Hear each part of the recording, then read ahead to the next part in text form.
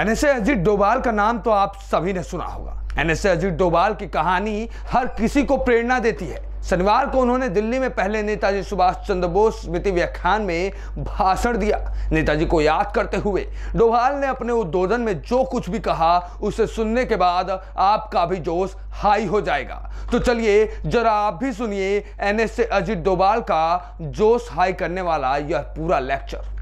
Members of the SHM, very distinguished ladies and gentlemen, members of the media, it's indeed a very great pleasure for me to be here. I really feel privileged to come on the platform of this legendary organization which for over a century has been contributing to the industry, trade and business, with which the great stalwarts of the yesteryears have been associated, who have led it and who have contributed to it. To come to this organization, to come to this chamber here, I am really very grateful to Shri Ajay Singh and the organizers of this function today. But I am equally privileged that I have been asked to deliver a talk, the first talk on Netaji Subhash Chandra Bose. It's a very onerous honor, I must say. I feel very, very honored and I feel very happy about it, that the country needs inspiring personalities from those pages of our history where people could sacrifice their all for the country and could raise above their personal and self-interest. SHM's creativity, it's associating itself in interests beyond the business and trade, beyond the industry and other areas, is really very creditable. I was just told and I just heard that it's very good that you're having this thing on. You had the commemorative lectures on Swami Vivekanand, former President Abdul Kalam, and I know that all these things make a lot of difference. What matters most in this life is not what your body does, not also what you possess, is how your mind works. What is the orientation of your mind? What are you doing when you are doing nothing? And that is the people who are imbibed with nationalism, with the sense of dedication to the nation, they are thinking and breathing about what is that they can contribute and what is that they can do. So I again feel very, very happy. Actually, some of the introduction that was given to me makes me totally disqualified to give this lecture. I should be talking about spying, espionage, sabotage and others, and not a scholarly lecture on about Subhash Chandra Bose. I think there are much better people who are quite much better endowed to really contribute to his great legacy. Ladies and gentlemen, there are many people that this country's freedom struggle produced. They were the giants of the yesteryears. Their contribution in diverse fields, their personalities and others they had, inspired the people and the generations. A sleepy, backward, poor, impoverished country under the slavery for centuries, it was no easy task to awaken them. There is no doubt that Subhash Bose had the genius of which there are very few parallels. He's getting into the ICS and then leaving it, he's getting into becoming a president of the Indian National Congress at the age of 39, 40, and then leaving it at the age of 41, when he was contesting for the second term. So there are many, many outstanding things that in such a short life we left. If we presume that, well, he did die in 1925, then actually he was only 48 when he died. So he was a young man. And here was a legacy and it had become a history in his own lifetime, not only in this country, but throughout the world. The amount of connectivity that he was able to get, the long established regimes and the leaders of that time, whether it was Hitler or whether it was going to Japan or it was in Singapore, There is a great this thing. So I don't think that I'm going to talk, and then his scholarly abilities, his intellectual and cerebral qualities are really remarkable. There are no other leader who probably in real that terms can really match him. But there are two qualities about Subhash Bose which I think distinguishes him most. While others also had many of the qualities that Subhash Bose had. But Subhash Bose had one thing, or rather two things, more important than them. Firstly, he had the audacity. He was a very audacious person. He had the audacity, was seen right when he was in the Presidency College, and he could take the cudgels with his British principal. He had the audacity to go to London, appear for the ICS, and then said, give the, he was ranked very high, and then hand over this thing. He said, when he was asked that, well, what will be your biggest consideration and importance in life? He says, my nationalism. And then he wrote his resignation letter and came back. He had the audacity to challenge Gandhi, where Gandhi was at his prime. Gandhi had a political career, and he was this thing, who was a leader for whom probably there was no this thing that when Gandhi wanted to support Pattabhi Sitaramaiah to be the Congress president, and Subhash Bose had an overwhelming support and a majority of the people. But then he resigned. Because he had the reverence for Gandhi. He said, I respect you. I don't stand in the way. He had the audacity that when he came out, he started the struggle afresh. He was expelled. He was no more in the Congress. He had resigned from the Congress. And then he was jailed. And then he was still in detention. And while in detention in those days, he decided that, well, let me escape from India. So getting into an attire of an Afghan, quite difficult for a Bengali to do that. He left for Kabul. The resources, the money, every logistics that you require for such ventures is not that easy. Not easy for a freedom fighter who has got nothing to depend on except his own ability, his own courage, his own conviction. And then from here he goes to Russia. Then he found that, well, Russians have also joined the British in this war, so he thought not much can be expected from them. So he goes to Germany, meets Hitler, but wasn't very comfortable with his policy of what some of the things that he was doing against the same person. And again, that there was a distance and others. But he did form an India Legion there, about of the 4,000 Indian soldiers who had been imprisoned by Netaji, by Hitler. He got them released and formed a legion that they will be joining the India's national struggle. Then comes to Japan. From there, then he comes to the Singapore, forms the Indian National Army. See the audacity of a man. हिम्मत देखिए बंदे की. उसकी जगर में कितना हौसला था. मैं अकेला हूं तो क्या हुआ? I can make it. The real force of my conviction will be able to catapult me to the positions where nobody can even think of. You can't even dread, even thinking of these thoughts. Probably would be this thing. He walked those things. Whatever ideas he had, he could live up to them. So that is one great capacity.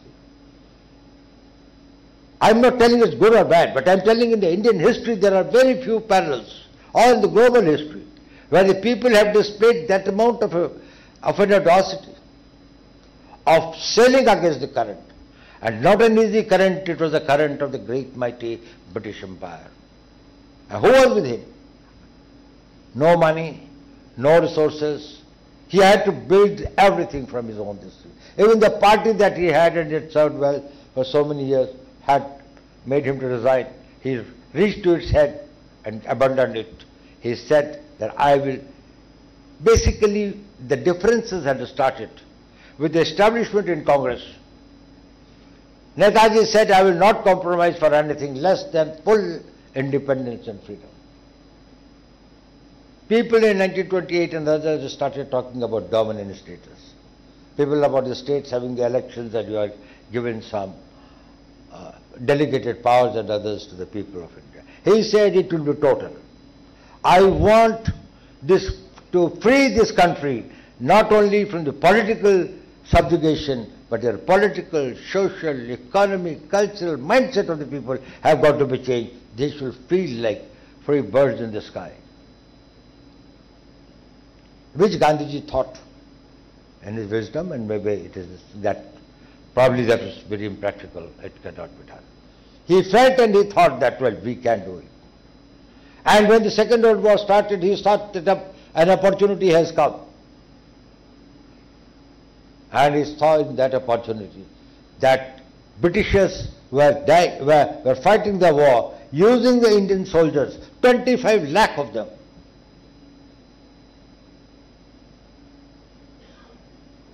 Who were fighting for the British. People who died in the war in which they had no stakes. And when in 1945 Bengal suffered a famine in which over 10 lakh people died. And you know why this famine came? Because the British wanted to carry the food trains for the war effort, and it was being shipped to Colombo from where to be taken to Europe. Indians were left to die. It is not only the people at the battlefront who are dying, it is the people here who are dying of depravity and persecution. Netaji felt, he had seen the world, he was a very, very bright man, he was much out of his ages, that this British army cannot fight. Of 25 lakh Indian soldiers, can be made to realize, zindagi to ek hi baar milti hai. If you can die for others for some money, you can die for your own country. And that is how the idea of this thing, which was there, this thing came up. Well, of course, before there were some approaching movements also. I think Vijay Mohan Singh had already created something. Ras Bihari Bose in Singapore had collected the people. So when he came, he did get a certain platform. This is the first time. But by and large, he was a loner. By and large, he was a lonely man. He had no resources, he had no money, he had no country that was supporting him to that extent, except Japan, and that also is a very complex story. That what was the relationship of Subhash Bose or the Indian National Army and the Japanese, it was not all that good. He had very, very difficult times. And then he forms the Indian National Army.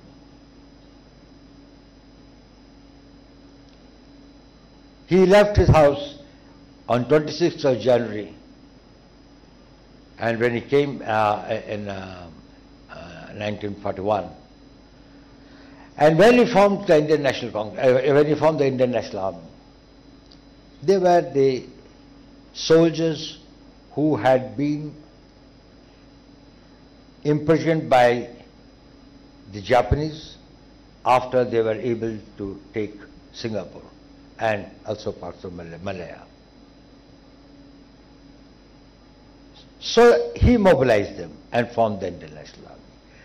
Now, in the history of wars, there will be very few conflicts in which you are able to remotivate those people who had fought, became imprisoned and were in jail, to fight with that ferocity that out of those 40,000, 26,000 never came back, never lived. More than 50% of the people perished, or maybe 58, 57% of the people. This attrition rate, and the army that was still prepared to fight, but for the Japanese, who after Hiroshima had to surrender. You need a leader of very extraordinary caliber to lead such people. Leading a winning army is very easy, even if there are sacrifices. Leading a defeated army and people who are scattered all over, coming from different parts of the country, he gave them this thing which has also become the Indian armies today, that is on Jai Hind. Everybody, whatever your race, clan, religion might be, it's all for Jai Hind. He never wanted any this clans or castes and regions and this thing. He thought India was one. So he named his regiments as Rani Jhansi Regiment or Mahatma Gandhi Regiment or Nehru Brigade and things like that. He gave them the slogan of Ittihad, that is the unity. Imdad, that is the faith. And Qurbani, that is the sacrifice. So every Indian National Army soldier who fought, Major Mohan Singh actually, who was the first person to have this thing, even before Subhash Chandra Bose came, had thought of this idea and had mobilized the people. But then the Japanese treated him so badly that he had to leave that. And he had a very difficult thing. He had three persons he chose to be his generals. He had Prem Kumar Sehgal, he had Shah Nawaz Khan, and he had Gulbaksh Singh Dhillon. All of them very outstanding people. So, his legacy is totally unparalleled.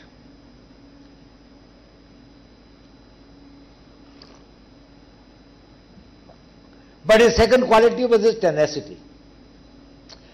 It's sometimes very easy to start, but there are very few people who can slog it to the end. If an idea comes to their mind, and after due diligence, if they decide to walk in that, people may know, people may not know. They may be sleeping, they may be awake, they may be observing, they may not be. But the man is totally steadfast. He sees his goal day in and day out. For him, that is something that he has to carry. So the seed, the idea that came to his mind, I will fight the British. I will not beg for freedom. It is my right. I have to get it.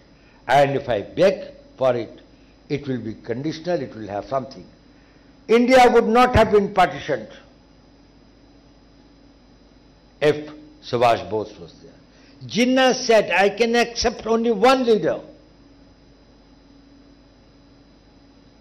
That is Subhash Bose. He gave that spirit of courage. And see the poems that were written at that time for the Azad Hind Fauj. When he says, कदम कदम बढ़ाए जा खुशी के गीत गाए जा कौम की है जिंदगी कौम पे लुटाए जा. That sense of sacrifice.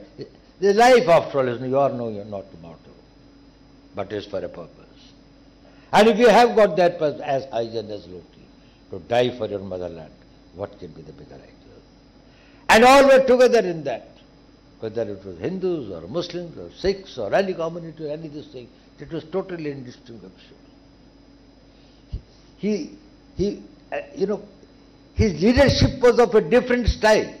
There was a doctrine which even Churchill used to say that, well, India is like equator. Everybody knows in the map where it is, but nobody knows on the ground where it is. So if you walk over the equator, you don't know that you're walking over the equator. He says there is nothing as India. India is a very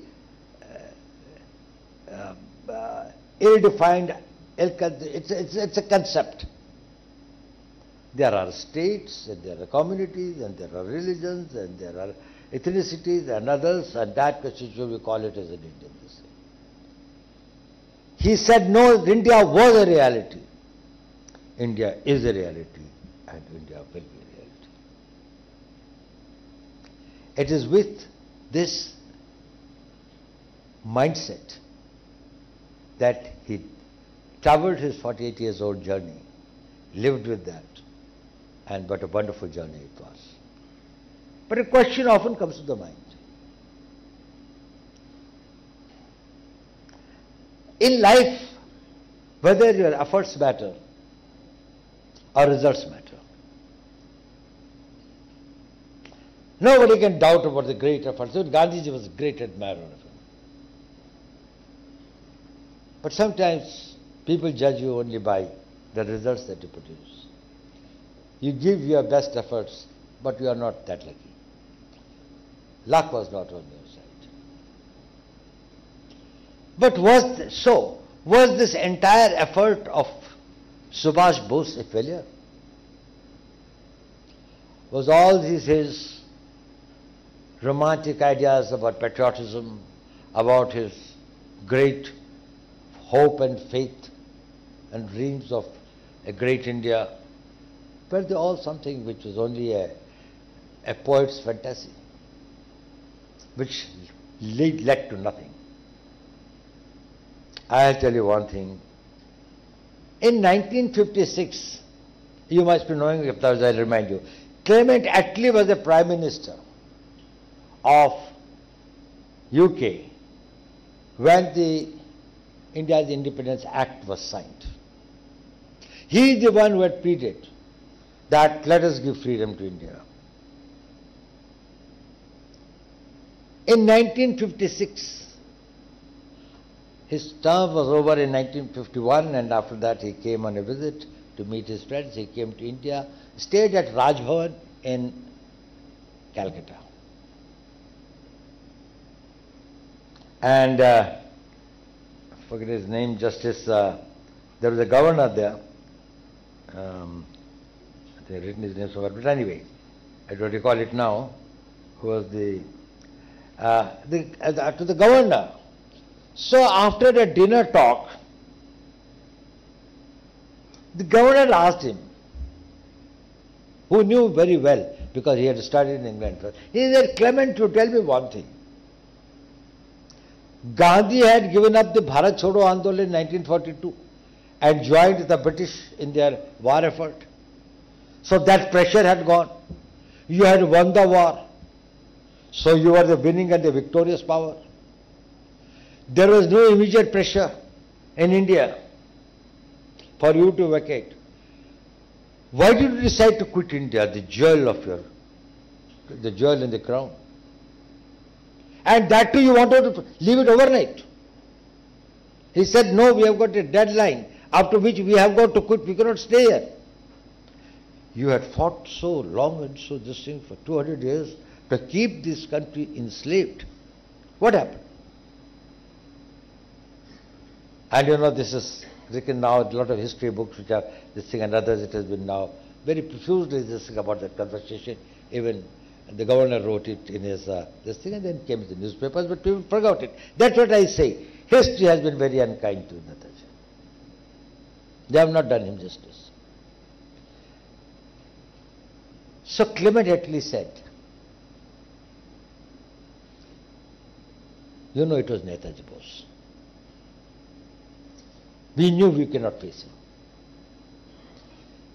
He said, even if he had died at the time, there was a popular feeling, and I don't know what to say about that, but that 1945 air crash in Taipei, his plane crashed. He says, even if he has died, even after his death, we were afraid of the ideas and the nationalism that he had created, and many Indians could have gone in that path. When the Indian army, which has revolted, or the members of the Indian army were joined the Indian National Army, and the mutiny started, or not, if I won't call it mutiny, the freedom this thing started in the Indian Navy, and then in the Indian troops, in Jabalpur, in Karachi, wherever naval this thing was there, that it became, we knew, the straws in the wind where they were going to. The memories of 1857 had not evaporated, had not gone away from the psyche.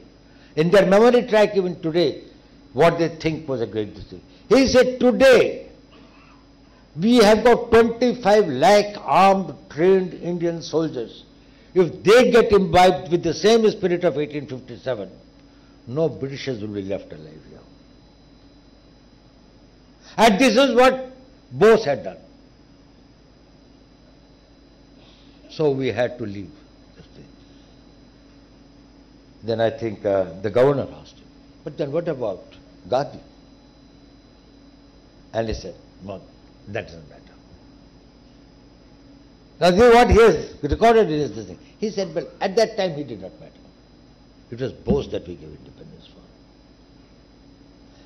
How the history has been unkind, and how that person who within his lifetime, I feel very happy that Prime Minister Modi has been somebody who was very keen to resurrect it. I also feel happy that I was associated with it to some extent, where in India Gate we had the statue of Subhash Chandra Bose, this thing, near the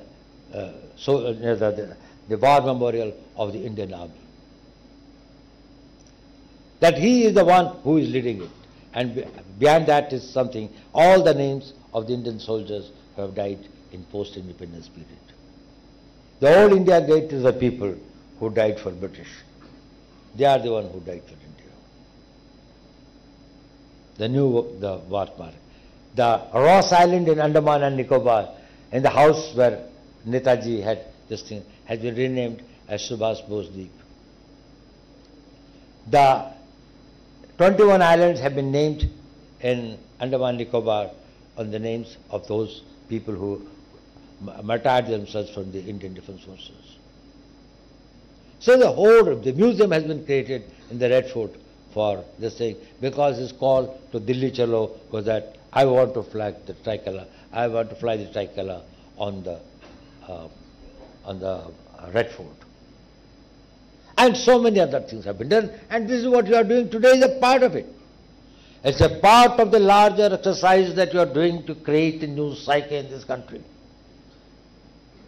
You only have to change the mindset and the psyche of the people of this country. They can do wonders. Give them an opportunity. Only thing is that we don't know our strengths, we don't know our capabilities.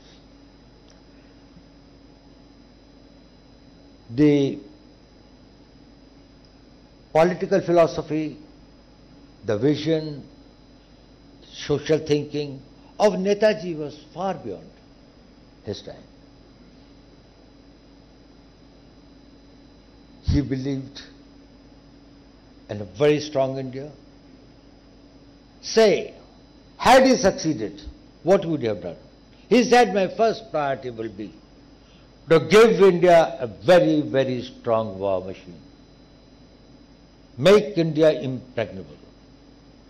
I will build its defenses. Unfortunately, up to 62, what we did was that there was an idea, should we reduce or disband the army? When General Cariappa had to go and plead with Gandhiji, उन्होंने कहा अब तो अहिंसा का है, now we have got independence, हमारा दुश्मन कौन है? The value of a soldier got degraded. Bose understood it. He knew that if a nation really has got to be this thing, if India had everything for its a better quality of people, more educated, more advanced, better science, better organization, only thing is that it did not have a very strong defense. It did not build its forces. And that's why the intruders, whether the Hans or the Shaks or the Kushans or the Mughals or the Mongols, everybody came here one by one to transcend our area. And we never learned the lesson. They never undermine your security. Your survival depends on that. It may not be visible in the short term, but when the catch comes, this thing, you crumble like a pack of cards. If you don't have the people, if you don't have the structures, if you don't have the organization, if you don't have the equipment. So Subhash Bose wanted to build a very strong army. Not only that, he said, I would like to have a very strong war industry. Now from 1950 to 1962, if we had started building up these things, probably the debacle of 62 might have happened.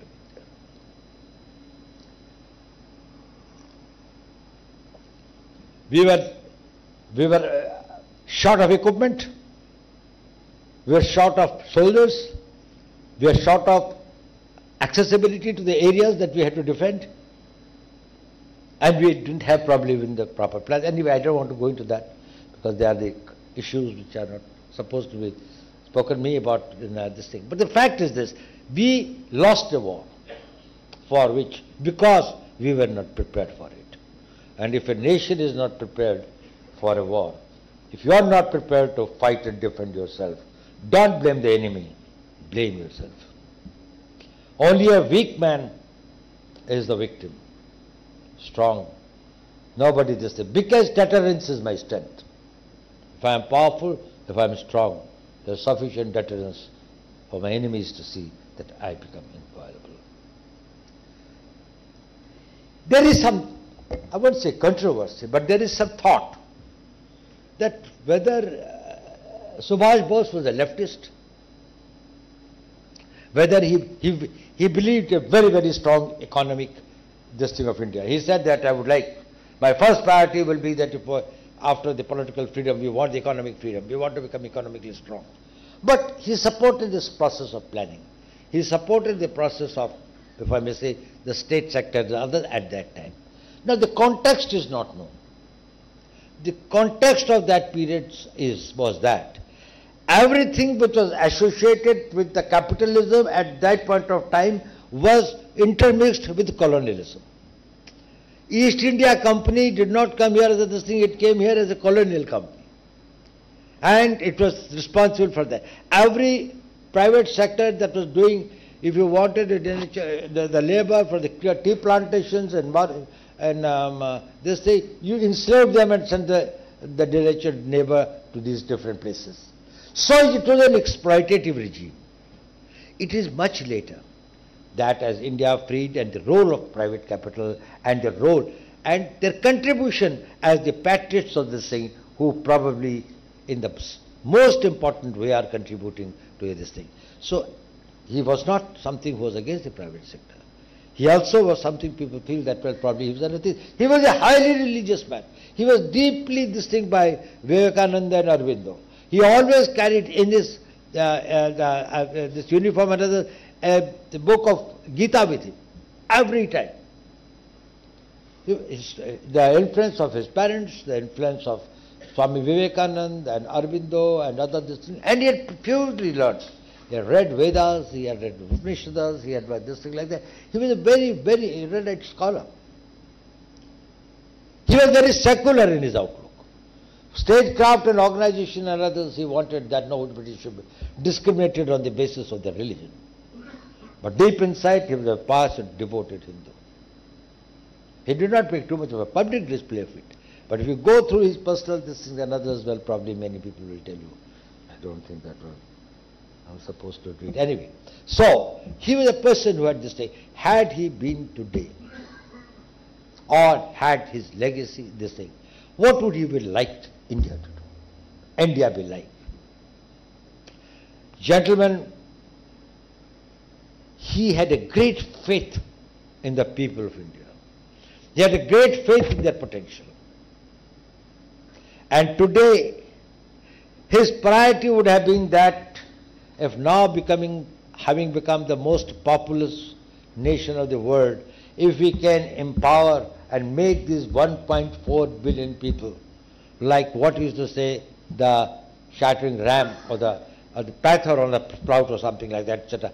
People with energy, people with fire, people in this, in whatever wake of life walk they are, whether you are a soldier on the border or whether you are in the business or in the industry or you are a corporate sector man or you are a professional, wherever you are, whatever you are doing, do it better than what you did it yesterday. Have a fire, think of your country in whatever you are. And I think you are in very unique position. If we can contribute in developing the skills of the people who are working, and you in your industries, if we can make our labor force today internationally competitive. You know, today we have got a workforce of 495 million. China has got it roughly about 850 million. In 2050 we will have the workforce of 1.1 billion. China's workforce will be only 500 million. We will contribute 40% of the global workforce. prepare and equip them. That is a workforce which are probably, they are the toddlers, 2 years old and 3 years old boy today, will be there at that point of time. Can he be a first-rate engineer, a plumber, or a carpenter, or this, whatever he does, can he be globally this thing? You see where India would be.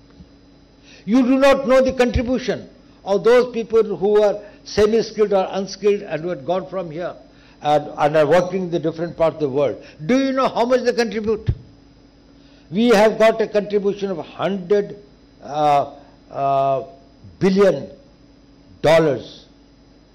by the people who work in the Middle East, who are working in skilled or semi-skilled jobs. It is more than 1.5 years budget of the Indian Army. How much they have contributed over the years in building up this country to say. If you had to build up an economy that can generate that much of a wealth annually, you should have the capacity of annually invest $2.3 trillion. So our biggest strength is our manpower, our human resource, a strongly nationalist human resource, a strongly highly motivated and committed human resource, and developing that human thing in every walk of life. If you are a successful businessman, be a successful, proud Indian businessman. If you are an entrepreneur, see that how your entrepreneurship. Go around the world. You are globally competitive. Our people, our companies were going and traversing in different parts of the world. They are finding there's a great receptibility for them today. People like your enterprise. People want your technical skills. See whether you can get more and more people, encourage more and more people to get globalized. We have got the whole world to walk in and walk with. There is no antagonism against India. And today, I think thanks to the last few years of this thing and the Prime Minister Modi's leadership and others, we are getting this thing, and we are getting in this country. The next thing that we have got to conquer are the barriers of technology. So we should bring in the technology, the critical and emerging technologies, the diverse technologies, even in the smaller, everywhere. If you have got to be globally competitive, you have got to be innovative, you have got to be cost effective, and you must have the high productivity. And if we have to do it, we have to invest on our people. And you are the people who are interacting and actually working with them.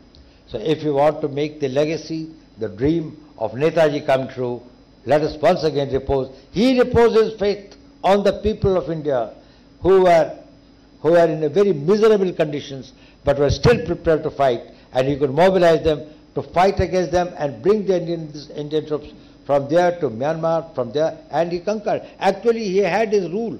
He had his provisional government for 3 months. Today's Manipur. He had his this thing that is there was a government of the Indian national it was known as the provisional government of the India, and that was the first provisional government of India that was formed.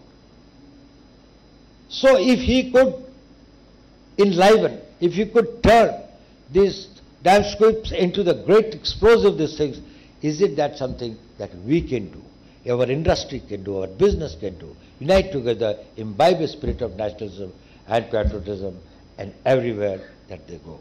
Thank you very much for giving me this.